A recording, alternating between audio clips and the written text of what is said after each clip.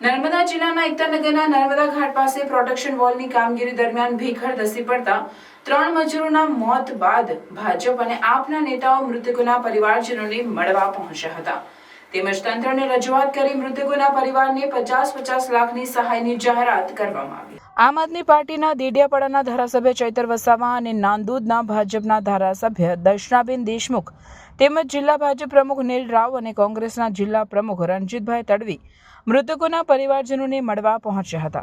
Contractor દ્વારા કન્સ્ટ્રક્શનની site ઉપર મજૂરો કામ કરતા હોય ત્યારે તેઓની સેફટી માટેના સાધનો રાખ્યા ન હતા, જેને લઈને પરિવારજનોએ કોન્ટ્રાક્ટર સામે કાર્યવાહીની માંગ કરી, જેમાં તમામ નેતાઓએ તંત્રના જવાબદાર અધિકારીઓને રજૂઆત કરતા એક મૃતક દીઠ 50 લાખ રૂપિયા સહાયની જાહેરાત કરવામાં આવી હતી। મોટી સંખ્યામાં આદિવાસી સમાજના લોકો ગરુડેશ્વર ખાતે સરકારી દવાખાનામાં ઉમટ્યા હતા। તમામ પાર્ટીના નેતાઓ સમાધાનમાં હાજર રહ્યા હતા। હાલ તો મૃતકના પરિવારના એક સભ્યને સ્ટેચ્યુ ઓફ યુનિટીમાં નોકરી મળે તે માટે પણ પ્રયત્ન કરવાની ખાતરી આપવામાં આવી છે। 30 અને 31 તારીખે રાષ્ટ્રીય એકતા દિવસનો અહીંયા કાર્યક્રમ છે અને ત્યારે પીએમ નરેન્દ્રભાઈ મોદી પણ અહીંયા આવવાના હોય અને એકતા પરેડ યોજાવાની હોય ત્યારે તંત્ર દ્વારા રાત દિવસ અહીંયા પૂર ઝડપે નવા પ્રોજેક્ટોના કામો ચાલે છે। ત્યારે ગતરોજ આ વિસ્તારના અંકટેશ્વર ગામના રોહિતભાઈ, શૈલેષભાઈ અને દીપકભાઈના જે લોકો અહીંયા એક એજન્સીને ત્યાં કામ કરતા હતા ત્યારે એજન્સીએ કોઈપણ જાતની સેફટીના સાધનો વગર એમને એવી જગ્યાએ કામ સોંપ્યું કે ત્યાં ભેકડ ખસી પડવાથી એ લોકોના દબાઈ જવાથી મૃત્યુ થયું છે।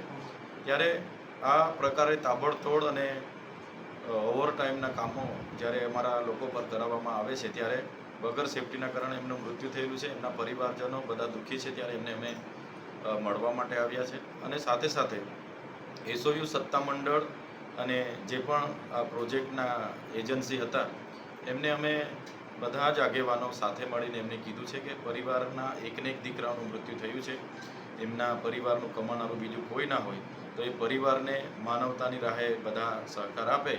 ત્યારે એમણે પણ અમારી વાતને માન્ય રાખી છે, ગ્રાહ્ય રાખી છે।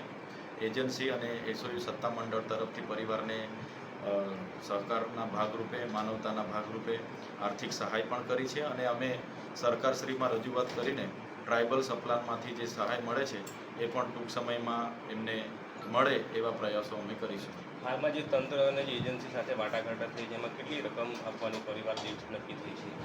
હમણાં અહીં નાંદોદના ધારાસભ્ય દર્શનાબેન હતા, અમે હતા, સાથે રણજીતભાઈ એના આગેવાનો, ચંદ્રકાંતભાઈ છે, વિક્રમભાઈ છે, નિરંજનભાઈ છે, બધા જ આગેવાનોના પ્રયાસોથી અને એમને સમજણ પાડી નાના બાળકો છે, એમને કમાનારા કોઈ નથી, યુવાન એકને એક દીકરાઓના મૃત્યુ થયા છે ત્યારે ત્રણેય પરિવારો આજે નિરાધાર બની ગયા છે। ત્યારે અમે બધાએ વિનંતી કરી માનવતાની દ્રષ્ટિએ સહકાર આપો ત્યારે એજન્સીએ એક પરિવારને 50-50 લાખ રૂપિયાની આર્થિક સહાય આપવાની વાત અમારી સામે કરી છે અને સરકારના ધારાધોરણો મુજબ જે કંઈ સહાય આપવાના થશે તે પણ અમે એમને અપાવીશું। સર, જે એજન્સીની જે બેદરકારી છે તેને લઈને જે એફઆઈઆરની વાત હતી તેમાં શું થયું છે? એફઆઈઆર નોંધાઈ છે કે બાકી છે?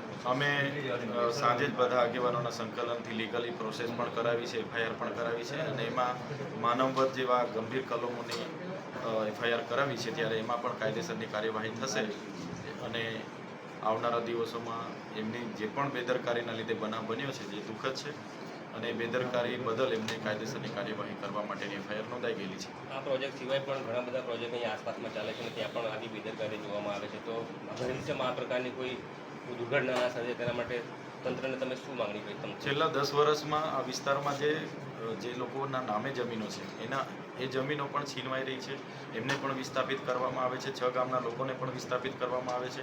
હવે 30 અને 31 તારીખે અહીંયા એકતા પરેડનો રાષ્ટ્રીય કાર્યક્રમ છે, પીએમ મોદી આવવાના છે ત્યારે આ વિસ્તારના તમામ લોકોને હવે 3 દિવસથી આ લોકોની હેરાનગતિ પણ ચાલુ થઈ ગયેલી છે। ત્યારે 10 વર્ષ પહેલાં અને હમણાંના સમયના જે પણ જમીનો બધી છીનવાઈ છે એ લોકો પણ ઘણા દુઃખી છે અને હમણાં તાબડતોડ એમના પ્રોજેક્ટો રાતોરાત મંજૂર થઈ જાય છે। અમારે અહીંયા રોડ બનાવવા અંકલેશ્વર જવા માટેના રોડ નથી, અહીંયા જુનારજ જવા માટેના રોડ નથી, ત્યાં અમારે મંજૂરી માટે જંગલ ખાતું કહે છે કે અમારી મંજૂરી તમને મળી નથી ને રસ્તા અટકાવે છે અને અહીંયા તાબડતોડ રાતોરાત બધા પ્રોજેક્ટો મંજૂર થાય છે। એટલે જે પણ અમારા આદિવાસી લોકો સાથે હેરાનગતિ થાય છે એ અમે ખૂબ જ ધ્યાનથી જોઈ રહેલા છે અને જે દિવસે આદિવાસી સમાજ આ બાબતે બધાને જાગૃત કરીશું અને આદિવાસી સમાજને એક કરીને આવનારા દિવસોમાં અમારે સરકાર સામે ઉતરવું પડશે તો અમે ઉતરીશું. અગાઉ સર આપણે વાત કરી હતી કે જ્યારે વડાપ્રધાન શ્રી કેવડિયા આવવાના છે ત્યારે આપ તેમને મળીને રજૂઆત કરવા માટે જવાનો છો, તેને લઈને શું કહેશો? અમે એસઓયુ સત્તામંડળ અને જિલ્લા વહીવટી તંત્રને નરેન્દ્રભાઈ મોદીજી જ્યારે અહીંયા આવે છે ત્યારે અમે મળવાનો સમય માગ્યો છે, પણ એમના તરફથી હજુ આમંત્રણ પત્રિકા કે કોઈ પણ પ્રકારનો જવાબ અમને મળ્યો નથી. 30 તારીખે આવવાના છે. અગર અમને મળવાનો સમય મળશે તો આ વિસ્તારના તમામ સમસ્યાઓથી અમે વડાપ્રધાનશ્રીને વાકેફ કરીશું. કેવી રીતે ગુજરી ગયા અને શું બાહેધરી આપવામાં આવી છે? અમારો છોકરો કામ પર ગયેલો તે કામ પર દિવાલ ઢોળી ગયો ના મોટું પાનું શૈલેષ. કેટલા વાગે કામ પર ગયો હતો અને કઈ જગ્યાએ કામ પર ગયો હતો અને કેવી રીતે એને બોલાવતા હતા લોકો કામ પર?